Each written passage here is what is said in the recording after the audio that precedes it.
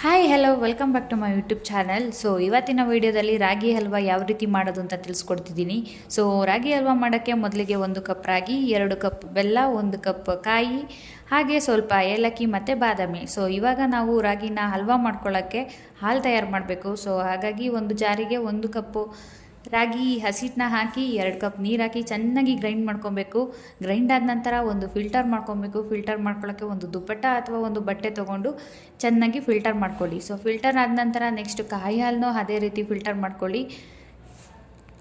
ಕಾಯಿ ಹಾಲು ರಾಗಿ ಹಾಲು ಎರಡೂ ರೆಡಿ ಆದ ನಂತರ ಒಂದು ಪ್ಯಾನಿಗೆ ಕಾಯಿ ಹಾಲು ಮತ್ತು ರಾಗಿ ಹಾಲನ್ನ ಹಾಕಿ ಚೆನ್ನಾಗಿ ಮಿಕ್ಸ್ ಮಾಡ್ಕೊಳ್ಳಿ. ಮಿಕ್ಸ್ ಮಾಡಿದ ನಂತರ ಹಾಗೆ 2 ಕಪ್ ಬೆಲ್ಲನ ಸೇರಿಸಿ ಚೆನ್ನಾಗಿ ಮಿಕ್ಸ್ ಮಾಡಿದ ನಂತರ ಸ್ಟವ್ನ ಅಂಟಿಸಿ ಪ್ಯಾನ್ನ ಇಟ್ಟು ಚೆನ್ನಾಗಿ ಹೈ ಫ್ಲೇಮಲ್ಲಿ ಚೆನ್ನಾಗಿ ಕೈ ಆಡ್ತಾನೆ ಇರಬೇಕು.